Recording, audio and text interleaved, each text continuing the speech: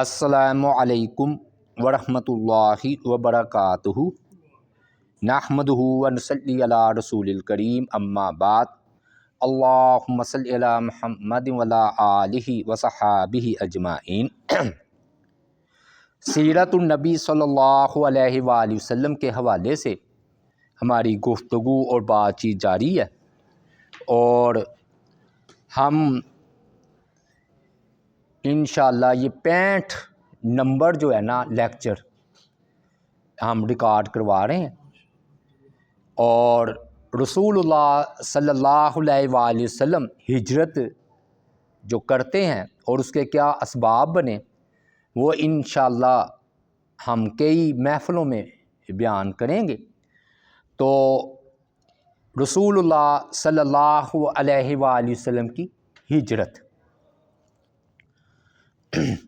سب سے پہلی بات یہ ہے کہ نقل مکانی یا ہجرت جو ہے نا وہ انبیاء کی سنت رہی ہے، اور کہتے ہیں کہ سب سے پہلے مہاجر جو ہیں وہ حضرت ابراہیم اور لوط علیہ السلام ہیں انبیاء کی تاریخ میں، کیونکہ پہلے تو نوح علیہ السلام یا ان کی قوموں پر عذاب آیا، ادھر تو اللہ تعالیٰ نے نبیوں کو ادھر ہی محفوظ رکھا، اور باقی جو ہے نا انبیاء علیہ السلام ہجرت کرتے رہے ہیں، اور پیچھے قوموں پر پھر اللہ تعالیٰ کا عذاب آتا ہے۔ اور یونس علیہ السلام کی ہجرت اللہ تعالیٰ کے حکم کے بغیر تھی، تو وہ مچھلی کے پیٹ میں چلے گئے۔ تو اس سے یہ مسئلہ معلوم ہوا کہ انبیاء جو ہے نا وہ اللہ کے حکم سے ہجرت کرتے ہیں، ان کی نقل مکانی ہوتی ہے۔ تو ہجرت سے ایک اہم سبق ہمیں معلوم ہوا، وہ یہ کہ ہمارے ہاں کہتے ہیں جی دھرتی ماتا، یعنی ہندو جو ہے نا وہ دھرتی ماتا کہتے ہیں، اس کو زمین کو ماں کہتے ہیں۔ اسلام اس بات کا قائل نہیں ہے کہ دھرتی جو ہے نا اس کی پوجا کی جائے، بلکہ اسلام یہ کہتا ہے پوری کی پوری زمین اللہ کی ہے، اور جس کو چاہتا ہے اپنے بندوں میں سے اس کو عطا جو ہے وہ کر دیتا ہے۔ اور پھر ہمارے ہاں یہ نعرہ بھی چلا تھا کہ سب سے پہلے پاکستان، مشرف کے دور میں، تو رسول اللہ صلی اللہ علیہ وآلہ وسلم نے ہجرت کر کے وطن کی نفی کی ہے۔ اس کا ہرگز یہ مطلب نہیں کہ وطن کی حفاظت نہ کی جائے، مطلب یہ ہے کہ سب سے پہلے کلمہ، سب سے پہلے دین، سب سے پہلے اسلام، اس کے بعد جو ہے نا وہ وطن ہے۔ یہ نہیں کہ سب سے پہلے پاکستان یا سب سے پہلے ہمارا وطن، کیونکہ اگر سب سے پہلے وطن ہوتا اور دھرتی ماتا ہوتی تو انبیاء کبھی بھی اپنی جگہ سے ہجرت نہ کرتے۔ اور اسی طرح رسول اللہ صلی اللہ علیہ وآلہ وسلم کے نے جب ہجرت کا اللہ تعالیٰ کی طرف سے حکم آ گیا تو پہلے جو ہے نا مسلمانوں کو نکالا ادھر سے، رفتہ رفتہ نا مسلمان ایک دو ٹولیوں کی صورت میں ہجرت کر کے مدینہ پہنچ گئے، اور رسول اللہ صلی اللہ علیہ وآلہ وسلم اللہ تعالیٰ کی طرف سے ہجرت کے منتظر تھے کہ ادھر سے حکم آئے گا تو میں ہجرت کروں گا۔ اور واقعی رسول اللہ صلی اللہ علیہ وآلہ وسلم جو ہیں اجازت ملنے تک ادھر ہی رہے ہیں۔ قرآن مجید کی آیت نہیں کہ یونس علیہ مچھلی والے کی طرح نہ ہو جائے کہ جو اپنے نا غصہ کھا کے نکل پڑے، اور آپ صبر کیجئے۔ اصل میں یونس علیہ السلام کا واقعہ آپ کو صبر دلانے کے لیے تھا کہ انہوں نے اللہ تعالیٰ کے حکم کے بغیر ہجرت کی، تو آپ ان سے نصیحت حاصل کر کے اللہ تعالیٰ کے حکم کے بغیر آپ نے ہجرت نہیں کرنی، اور آپ نے پھر ایسے ہی کیا، اور سارے نکل گئے، اور جو بیچارے مسلمان تھوڑے رہ گئے وہ زیادہ ظلم و تشدد کا نشانہ بننے لگے، اور ان میں ابو بکر صدیق، بلکہ ابو بکر کا گھرانہ سیدنا علی کے علاوہ شاید ہی کوئی باقی بچا ہو، یعنی چند مسلمان ہی رہ گئے۔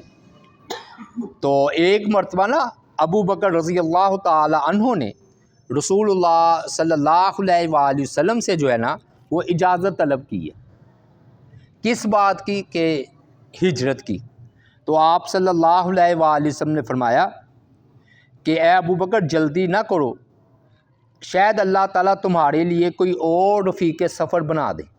اشارہ اپنی طرف تھا کہ ہم دونوں اکٹھے ہجرت کریں گے تو اللہ تعالیٰ تمہارا کوئی رفیق ساتھی بنا دے گا۔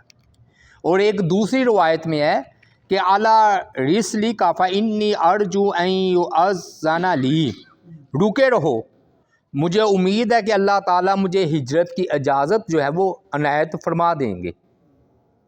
آپ نے ابو بکر کو روک لیا۔ یہ نہ سن کر ابو بکر رضی اللہ تعالیٰ عنہ کو امید لگ گئی، کیا کہ رسول اللہ صلی اللہ علیہ وآلہ وسلم اور میں اکٹھے جو ہے نا وہ ہجرت کریں گے۔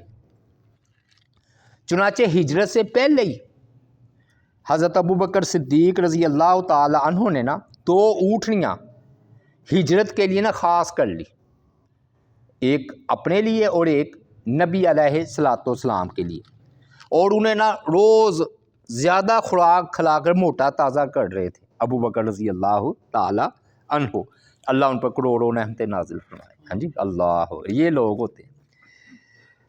پھر نا کچھ عرصہ اسی طرح گزر گیا، اب نا کافروں نے بڑا خوفناک پروگرام بنایا، توبہ نعوذ باللہ آپ کو شہید کرنے کا۔ اس مقصد کے لیے نا دار الندوہ وہ ہے جیسے سمجھ لیں ہمارے ہاں قومی اسمبلی ہوتی ہے، ادھر وہ بیٹھ کر اہم معاملات کے لیے نا مشورہ کیا کرتے تھے۔ چنانچہ نا قریش کا نا مکہ میں دار الندوہ میں اجتماع ہوا کہ نبی علیہ السلام کے بارے میں کوئی فیصلہ کن جو ہے نا کام کیا جائے۔ اس معاملے میں نا رسول اللہ صلی اللہ علیہ وآلہ وسلم کے متعلق فیصلہ کرنے کے لیے نا وقت مقرر انہوں نے کیا، اور دار الندوہ میں نا وہ اکٹھے ہوئے۔ شیطان کو بھی پتہ چل گیا اس دن، بلکہ اس کو پتہ ہی تھا، تو وہ بڑا ایک نا بزرگ کی شکل میں باروب قیمتی لباس زیب تن کیے ہوئے نا دروازے پر موجود ہوا، کھڑا ہو گیا، اور وہ اپنے نا حلیے سے کسی قبیلے کا سردار معلوم ہوتا تھا۔ شیطان کفار کے سرداروں نے جب دیکھا نا مکہ کے کافروں نے، تو کہا آپ کون بزرگ ہیں؟ اس نے جواب دیا کہ میں نجد کا رہنے والا ہوں، میں نے سنا ہے کہ آپ لوگوں نے آج کوئی اہم فیصلہ کرنے کے لیے اجلاس طلب کیا ہے، میں اس اجلاس کی کارروائی سننا چاہتا ہوں، شاید میں کوئی بہتر رائے دے سکوں، شیطان کہہ رہا ہے۔ تو انہوں نے کہا ٹھیک ہے، تشریف لائیے۔ چنانچہ وہ جو ہے نا مجلس میں داخل ہو گیا۔ اس مجلس شورا میں قریش کے جو ہے نا مختلف لوگ تھے، تو میں نام گنواؤں گا تو وہ ذرا بات لمبی ہو جائے گی۔ 14 افراد تھے، تک ہر قبیلے میں سے کوئی ایک کوئی 2 اس طرح 14 افراد اکٹھے ہوئے ہیں، اور ان میں سے بھی کچھ لوگ تھے جن کا تعلق قریشی قبائل سے نہیں تھا، باہر سے بھی تھے۔ اب ہر ایک نے اپنی اپنی عقل کے مطابق مشورے دینے شروع کیے، تجاویز۔ ایک شخص بولا کہ نبی صلی اللہ علیہ وآلہ وسلم کو ہتھ کڑی پہنا دو، پیروں میں بیڑیاں ڈال دو، کال کوٹری میں بند کر دو، پھر صبر کے ساتھ اس دن کا انتظار کرو، توبہ نعوذ باللہ کہ جب آپ ادھر ہی کوٹری میں ہی وفات پا جائیں، جیسے ماضی کے بڑے بڑے شعراء فوت ہو گئے آپ ہی فوت ہو جائیں۔ یہ سن کر شیخ نجدی شیطان یہ کہنے لگا لا نہیں واللہ ما ھذا لکم برائی، یہ تمہاری رائے ٹھیک نہیں ہے۔ کیوں؟ تم اس طرح کرو گے تو جو ان کے عقیدت مند ہیں صحابہ کرام ان کو خبر ہو جائے گی، وہ اپنی جان کی بازی لگا کر اور زبردست حملہ کریں گے، اور محمد صلی اللہ علیہ وآلہ وسلم کو تمہاری قید سے چھڑا کر بھگا لے جائیں گے، پھر وہ تمہارے اوپر حملہ کر کے تمہیں تہس نہس کر دیں گے، تمہاری یہ رائے قابل غور نہیں ہے۔ فیل کر دیا جی۔ ہاں جی، ہاں جی، یہ بھی بات ٹھیک کی ہے کہ دیکھیے سلیمان اکرم بھائی ٹھیک کہہ رہے ہیں کہ شیطان کو پتہ تھا صحابہ ایسے ہیں، یعنی کہ آج کل کے جو ہیں نا وہ صحابہ سے بھی گئے گزرے ہیں کہ شیطان کہہ رہا ہے کہ ان کے عقیدت مند بڑے اچھے ہیں، ان کو جیل میں نہیں رہنے دیں گے، قید میں۔ بالکل بات ٹھیک آپ نے کہی۔ ایک اور شخص بولا، کہتا ہے بہتر ایسے جلا وطن کر دیا جائے، یعنی کہ نکال دیا جائے، اگر وہ ہمارے علاقے سے چلا گیا تو ہماری بلا سے، پھر ہمیں اس سے کیا لینا دینا، ہماری جان چھوٹ جائے گی۔ اور جو آپس کا اختلاف ہے کہ باپ مسلمان ہے تو بیٹا کافر، بیٹا مسلمان ہے تو باپ کافر، ختم ہو جائے گی بات۔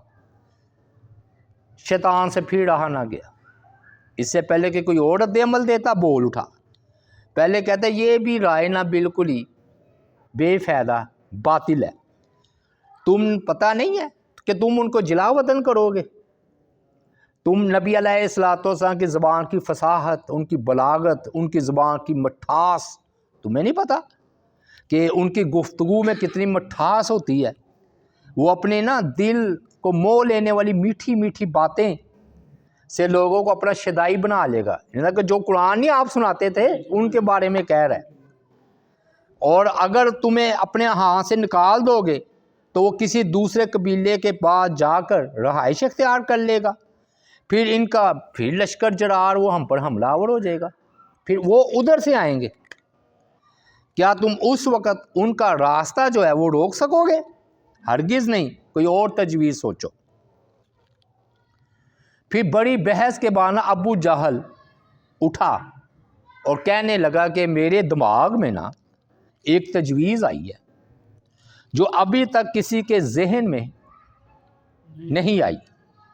سب جو ہے نا وہ چکنے ہو گئے اور کہنے لگے ابو الحکم کہو کیا تجویز ہے؟ ابو جہل کہنے لگا میری رائے یہ ہے کہ ہم ہر قبیلے سے ایک مضبوط جسم والا، ارادے کا پکا، تلوار کا ماہر نوجوان لینے، ہر قبیلے سے ایک ایک، پھر ہر ایک کو ایک تیز تلوار دے دی جائے، پھر انہیں حکم دیا جائے کہ وہ ایک ہی بار نبی علیہ الصلوۃ والسلام پر حملہ کر کے توبہ نعوذ باللہ آپ کو قتل کر دے۔ اس طرح ہوگا کیا کہ تمام قبائل میں خون تقسیم ہو جائے گا، اور یہ قریش جو ان کے رشتہ دار ہیں وہ کن کن سے لڑیں گے؟ ان کے عقیدت مند ہر قبیلے سے تو نہیں لڑ سکتے، ایک قبیلے والا ہوگا تو لڑ لیں گے۔ اب مثلا 14 قبیلے ہیں اگر، تو 14 قبیلوں سے کون لڑے گا؟ تو جو ہے نا پھر وہ کیا کریں گے؟ دیت کا مطالبہ کریں گے۔ تو ہم بڑی خوشی کے ساتھ سارے قبیلے والے اکٹھے ہو کے 1000 اونٹ مانگے، 5000 اونٹ مانگے، توبہ نعوذ باللہ ہم ان کے حوالے کریں گے، کام ختم ہو جائے گا۔ اب یہ سن کر نا شیخ نجدی چلا اٹھا، بہت خوب بہت خوب، بس یہ ہوئی نا بات کہ یک بارگی حملہ کرو، قبیلوں ہر قبیلے کا فرد کو تلوار دی جائے اور کن کن سے یہ لڑیں گے دیت دے دی جائے۔ اس سے ویسے کیا پتہ چلتا ہے، جو بندہ اگر بدی پر اترے تو شیطان کو بھی پیچھے چھوڑ جاتا ہے۔ اب دیکھیں نا شیطان ابلیس کو یہ طریقہ نہیں سوجا جو ابو جہل کو سوجا، سمجھ آئی نا بات؟ ثم رددناہ اسفل سافلین، کہ جب انسان اپنے گھٹیا پن پر آتا ہے تو اس کی بھی کوئی انتہا نہیں، اور یہی وجہ ہے کہ انسانوں ہی میں فرعون ہوئے ہیں۔ ابلیس نے تو کبھی نہیں کہا کہ میں رب، تو وہ پھر چلا اٹھا، کہتا ہاں یہ بڑی رائے خوب ہے۔ اللہ تعالیٰ نے نا نبی صلی اللہ علیہ وآلہ وسلم کو ان کی اس سازش سے، اس پروگرام سے آگاہ کر دیا قرآن اتار کر۔ جبرائیل علیہ السلام قرآن مجید میں آ رہا ہے وَإِذْ يَمْكُرُ بِكَ الَّذِينَ كَفَرُوا लियुस्बितूक औ यक़्तुलूक औ युख़रिजूक व यमकुरून व यमकुरुल्लाह वल्लाहु खैरुल माकिरीन। और जब वो लोग जिन्होंने कुफ़र किया तेरे ख़िलाफ़ खुफिया तदबीरें कर रहे थे कि ताकि तुझे कैद कर दे या तुझे कत्ल कर दे या तुझे निकाल दें, फरमाया और वो खुफिया तदबीर कर रहे थे और अल्लाह भी खुफिया तदबीर कर रहा था, और अल्लाह सब खुफिया तदबीर करने वालों से बेहतर खुफिया तदबीर करने वाला है। अच्छा, ये ना इन्होंने तर्जमा अच्छा किया है, वरना मकर का ना करते हैं जी अल्लाह मकर करने वाला है, वो फिर बाज भाई कहते हैं लो जी अल्लाह मकर करने वाला है। मकर का मतलब है खुफिया तदबीर, अच्छी हो तो वो अच्छी है, बुरी हो तो बुरी है। मकर हमारे यहाँ बुरे लफ्ज़ों में इस्तेमाल होता है ना, अगर वो अच्छी है तो वो अच्छी है, अगर बुरी है तो बुरी है।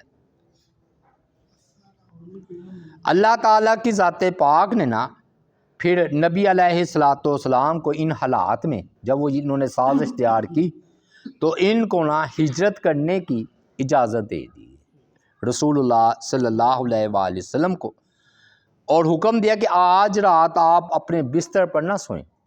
ये काफिरों ने तलवारें लेकर आना है ना, तो आपने अपने बिस्तर पर नहीं सोना।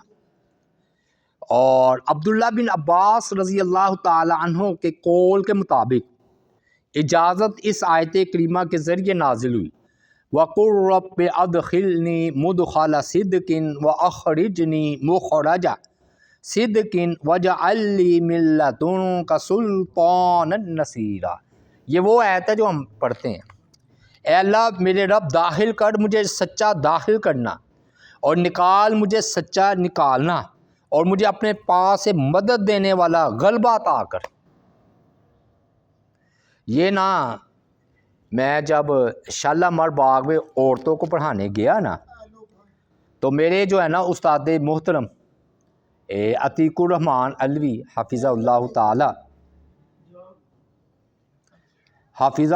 ताला ना, उन्होंने जो है ना मुझे ये कहा कि ये आयत पढ़ कर क्लास में दाखिल हुआ को,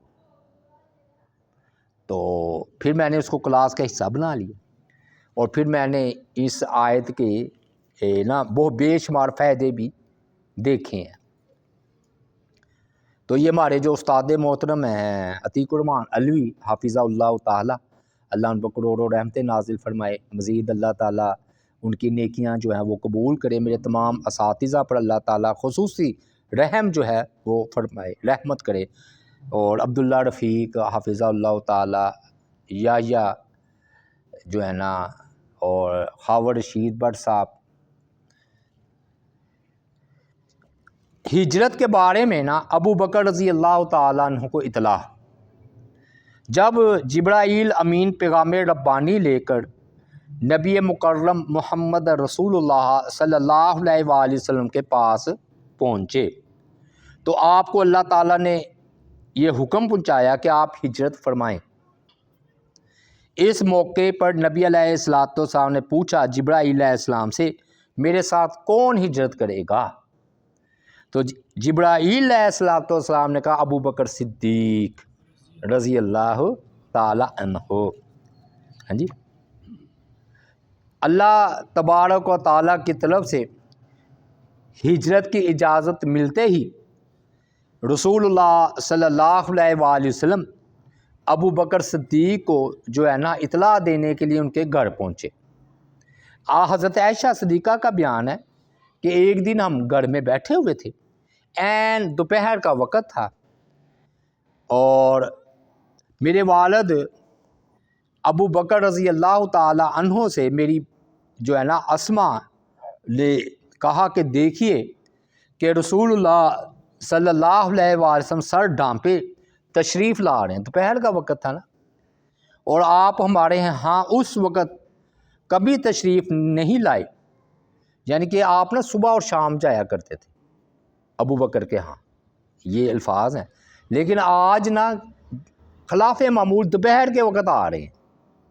तो अबू बकर रज़ी अल्लाह ताला अन्हु ने फरमाया کہ میرے ماں باپ آپ پر قربان ہو، اپنی بیٹی کو ہی خطاب کرتے ہوئے، اللہ کی قسم اس جو ہے نا تشریف آوری اس وقت کوئی خاص ہی وجہ ہوگی جو آپ آئے ہیں۔ رسول اللہ صلی اللہ علیہ وآلہ وسلم کو دیکھ رہے ہیں نا، تو یہ فرما رہے ہیں۔ پھر آپ قریب آ گئے اور آپ صلی اللہ علیہ وآلہ وسلم نے اجازت طلب کی۔ اجازت ملنے کے بعد گھر میں داخل ہوئے۔ ابو بکر رضی اللہ تعالی عنہ نے آپ کا استقبال کرتے ہوئے آپ کو چارپائی پیش کی، آپ اس پر آرام فرمائیں۔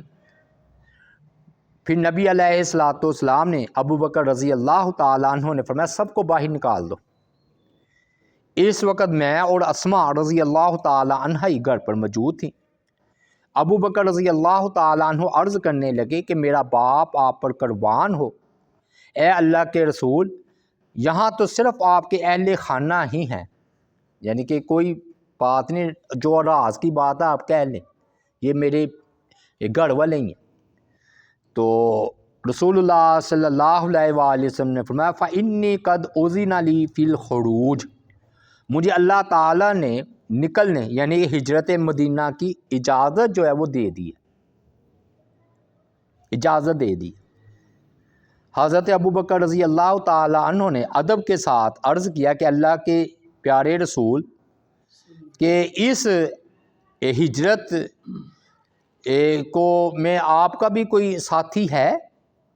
تو رسول اللہ صلی اللہ علیہ وآلہ وسلم نے فرمایا کیوں نہیں، تم میرے ساتھ چلو گے، اے ابو بکر تم میرے ساتھ چلو گے۔ سیدہ عائشہ فرماتی ہے یہ خوشخبری سن کر صدیق اکبر رضی اللہ تعالی عنہ کی آنکھوں میں آنسو آ گئے۔ بڑا پیارا بیان ہے حضرت عائشہ صدیقہ کا، کیا انہوں نے فرمایا؟ حضرت عائشہ فرماتی ہے واللہ اللہ کی قسم مجھے آج کے دن سے یہ پہلے معلوم ہی نہیں تھا کہ کوئی خوشی کے موقع پر بھی رویا کرتا ہے، خوشی کے موقع پر بھی آنسو نکلتے ہیں۔ یہاں تک کہ میں نے اس دن حضرت ابو بکر رضی اللہ تعالیٰ عنہ کو روتے دیکھا اور رسول اللہ صلی اللہ علیہ وآلہ وسلم کی معیت، اور اللہ نے آپ کو کہا کہ ابو بکر کے ساتھ ہجرت کریں، اس خوشی پر ابو بکر رضی اللہ تعالیٰ عنہ رو پڑے۔ حضرت ابو بکر رضی اللہ تعالیٰ عنہ نے ہجرت کی تو تیاری کی ہوئی تھی، 2 اونٹنیاں میں نے کہا نا تیار کر رکھی تھی، تو انہوں نے ایک اونٹنی نبی صلی اللہ علیہ وآلہ وسلم کی خدمت میں تحفے کے طور پر پیش کی کہ آپ جون سی اونٹنی چاہیں پسند فرما لیں۔ آپ نے فرمایا اگر اونٹنی کی قیمت لوگے تو پھر میں لے لوں گا، بغیر قیمت کے نہیں لوں گا۔ یہ ہوتے ہیں، دیکھا کہ قیمت لوگے تو پھر میں یہ اونٹنی لے لوں گا، ورنہ نہیں۔ پھر نہ یہ عبداللہ بن اریقت ایک بندہ تھا، رہبر کی ضرورت تھی نا جو راستہ بتائے، کہ یہ نا پہلے جو ہوتے تھے نا راہ دکھلانے والے، ان کو اپنے ساتھ لے لیا کرتے تھے، رہبر اسے کہتے ہیں رہبر، تو وہ اجرت دیا کرتے تھے کہ بھی تم مجھے لے چلو کیونکہ تم راستوں سے واقف ہو۔ تو جو ہے نا عبداللہ بن اریقت، تو اس کو جو ہے نا جان پہچان تھی راستوں کی، تو حضرت ابو بکر رضی اللہ تعالیٰ عنہ نے اس کو اجرت پر راہ دکھانے پر مامور کیا اور دونوں سواریاں اس کے حوالے کر دیں۔ انہوں نے اسے تاکید کی کہ فلاں دن فلاں جگہ وقت مقررہ پر پہنچ جانا، یعنی کہ تم ادھر آ جانا تو میں تمہیں پیسے بھی دوں گا، تم میری رہنمائی کرنا۔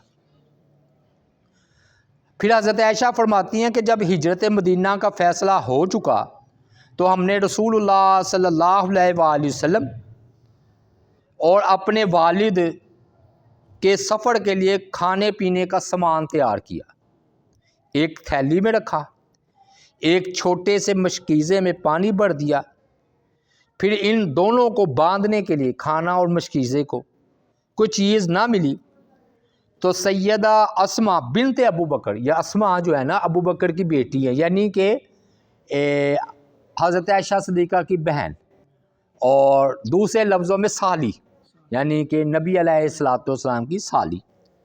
تو اسما بنت ابو بکر نے اپنا نا کمر بند اتار کر پھاڑ ڈالا اور ان کے ایک حصے سے تھیلی اور دوسرے حصے سے مشکیزے کا منہ باندھ دیا۔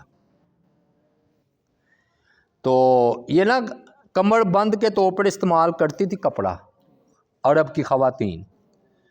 تو پھر اس کے بعد نا حضرت اسما کو لقب مل گیا، کیا؟ ذات النطاق، اور یہاں ذات النطاقین، دو پٹکوں والی، یعنی کہ دو کمر میں دو جو باندھے ہوئے تھے نا وہ دونوں انہوں نے پھاڑ کر تو کیا۔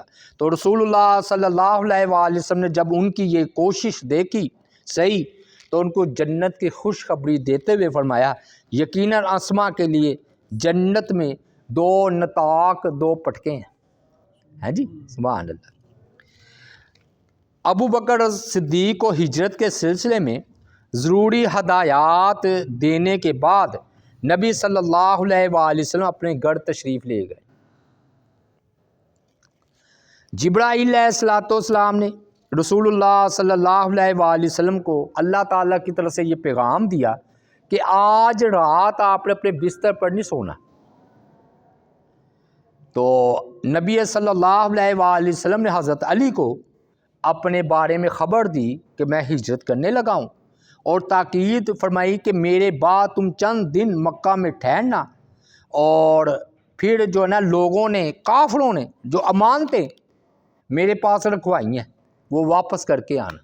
اچھا دیکھیے، ایک طرف جان کی دشمنی ہے، کافر ہیں، لیکن نبی صلی اللہ علیہ وآلہ وسلم کو امین بھی سمجھتے ہیں، آپ کے بعد امانتیں رکھوائی ہوئی۔ اور یہ ہوتا ہے امانت کہ بعض اوقات ہوتا ہے نا، چلو جی ہم تو جا ہی رہے ہیں تو ساتھ ہی لیتے جاؤ، نہیں، نبی صلی اللہ علیہ وآلہ وسلم نے جو ہے نا کافروں کی فرمایا اے علی ان کی امانتیں ان کو واپس کر کے پھر مدینہ آنا۔ اس لیے تو آخر میں انہوں نے ہجرت کی۔ آخری مہاجر کون ہے؟ حضرت علی رضی اللہ تعالی عنہ۔ جب رات نا اب گہری ہو گئی نا، تو وہ نوجوان جن کا انتخاب کیا تھا، تو وہ جو ہے نا سارے اکٹھے ہو کر نا انہوں نے نبی علیہ الصلوۃ والسلام کے گھر کو اپنے محاصرے میں لے لیا اور تلواریں لے کر کھڑے ہوئے، اور نا جنہوں نے محاصرہ کیا ہوا تھا ان کے نا نام تو کئی ہیں، میں گنواؤں تو یہ سمجھ لیں کہ یہ 12 افراد تھے، یوں سمجھ لیں 12 قبیلے تھے، تو 12 قبیلوں میں سے ہر بندے نے تلوار نیام سے باہر نکال کر آپ کے گھر کا محاصرہ کیا کہ صبح جب آپ نکلیں گے تو پھر ہم آپ کو شہید کر دیں۔ اور نا اللہ تعالیٰ کی ذات پاک نے نا نبی علیہ الصلوۃ والسلام کی حفاظت فرمائی۔ رات گہری ہوئی تو آپ نے علی سے فرمایا علی میرے بستر پر سو جاؤ، اور میری یہ جو سبز چادر ہے نا وہ بھی اوڑھ لو اور اسی میں سو رہو۔ ہاں میں تمہیں خبر دیتا ہوں کہ تم کوئی ناگوار معاملہ نہیں دیکھو گے، مطلب اللہ تعالیٰ کی طرف سے تمہاری حفاظت ہوگی، تاکہ وہ نا بے فکر ہو جائے۔ تو حضرت علی نے جب یہ بات سنی کہ کوئی ناگوار بات نہیں ہوگی، بڑی خوش دلی کے ساتھ خطرات کو بہرحال اپنے سر منڈلاتے ہوئے دیکھتے تلواروں میں سو گئے، لیٹ گئے۔ حضرت علی کا بھی بڑا مقام ہے جی، ادھر حضرت علی رضی اللہ تعالیٰ عنہ اس رات بستر پر لیٹنا ہی بڑی بات، اور رسول اللہ صلی اللہ علیہ وآلہ وسلم نا یہ اپنی تلواریں لے کر کھڑے تھے، تو وہی آپ نے پھر تاکید کی کہ میں جا رہا ہوں راتوں رات، تم لوگوں کی، کافروں کی امانتیں واپس کر کے آنا۔ پھر کہتے ہیں نبی علیہ الصلوۃ والسلام نے سورہ یاسین کی جو نا آیات تلاوت کی، ان میں سے خاص طور پر یہ کہ وَجَعَلْنَا مِن بَيْنِ أَيْدِيهِمْ سَدًّا وَمِنْ خَلْفِهِمْ سَدًّا فَأَغْشَيْنَاهُمْ فَهُمْ لَا يُبْصِرُونَ، کہ ہم نے بنا دی ان کے آگے ان کے پیچھے دیوار۔ تو یہ آپ آیت پڑھی، اور وہ نا آپ نے نا ایک لی خاک اور مٹی، اور آپ نے ایسے ان کو پھینکی تو ان کے ہر ایک ان کے نا سر پر پڑی وہ مٹی اور آندھے ہو گئے سارے۔ آپ صلی اللہ علیہ وآلہ وسلم خاموشی کے ساتھ ان سے کے قریب سے گزر رہے ہیں، گھر سے نکل رہے ہیں، پتہ ہی نہیں ان کو۔ یہ ہوتی ہے اللہ تعالیٰ کی حفاظت، ہاں جی۔ اور پھر نہ انہوں نے نبی علیہ السلام سیدھے ابو بکر کے گھر گئے ہیں، اور ابو بکر رضی اللہ تعالیٰ عنہ رات کا وقت تھا، سامان سفر لیا اور دونوں رات کے اندھیرے میں ابو بکر کے مکان کے عقب میں چھوٹے سے دروازے سے نکل کر غار سور کی طرف روانہ ہو گئے۔ ادھر سے بھی نہیں نکلے کہ کافر دیکھ کر، پچھلے دروازے سے۔ تو ادھر مشرکین جو تھے نا وہ گراؤ کیے کھڑے ہیں، انتظار کر رہے ہیں کہ آپ صلی اللہ علیہ وآلہ وسلم نکلیں تو اپنے ناپاک ارادوں کو پائے تکمیل تک پہنچائے۔ تو بعد میں نا کوئی شخص کہنے لگا کہ نبی علیہ السلام تو چلے گئے ہیں۔ انہوں نے کہا تم تو بکواس کر رہے ہو، کوئی نہیں گیا۔ پھر انہوں نے نا اندر جھانک کر دیکھا تو حضرت علی سوئے ہوئے تھے نا آپ کے بستر پر۔ تو انہوں نے کہا کہ یہ ایسے بکواس کر رہا ہے کہ میں نے نبی علیہ السلام کو دیکھا، آپ تو ادھر اندر سو رہے، اللہ عقل بھی مار دیتا ہے۔ یاد رکھیے اللہ تعالیٰ جو کام کرنا چاہتا ہے وہ ہو کر رہتا ہے، ہاں جی۔ وہ جا کر اٹھا بھی سکتے تھے، رات کو بھی حملہ کر سکتے تھے، لیکن نہیں۔ تو انہیں گمان ہوا کہ بھی صبح آپ کو توبہ نعوذ باللہ شہید کر دیں گے۔ جب صبح ہوئی تو سب نے اندر جھانک کر دیکھا تو حضرت علی رضی اللہ تعالیٰ عنہ بڑے آرام سے اٹھے ہیں۔ تو انہوں نے کہا ہے یہ کیا ہو گیا؟ تو حضرت علی آپ کے بستر پر پائے گئے تو یہ لوگ ہکا بکا ہو کر آئے کہ حیران ہو گئے، اور ندامت سے کہنے لگے جس شخص نے ہمیں کہا تھا نا کہ رات کو میں نے نبی علیہ السلام کو دیکھا ہے تو یہ ٹھیک رہے۔ بعد میں انہوں نے اپنی سر کو جھاڑا تو مٹی جڑتی نظر آئی ان کی، ہے نا بھائی۔ یہ یہاں تک ہم نے بیان کیا ہے۔ انشاءاللہ یہ ہجرت کا بیان نبی علیہ السلام کا ادھر ہی سے ہم آگے چلیں گے۔ یہ 65 نمبر لیکچر تھا کہ رسول اللہ صلی اللہ علیہ وآلہ وسلم ہجرت کرتے ہیں۔ وما علینا الا البلاغ المبین۔